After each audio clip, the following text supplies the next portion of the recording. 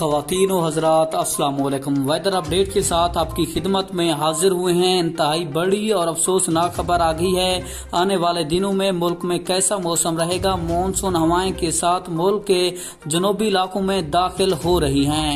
मुल्क के शुमाली मशरकी इलाकों में जुमेरात से मानसून हवाएं शिद्दत के साथ दाखिल होने का इम्कान है। तो मैं आपको मुकम्मल तफसील के साथ आगाह करता हूँ। उससे पहले वीडियो को लाइक और चैनल को सब्सक्राइब लाजमी कर दें। आपको बताते चलें, मुल्क के बेशतर इलाकों में मौसम गर्म और मरतूब रहेगा।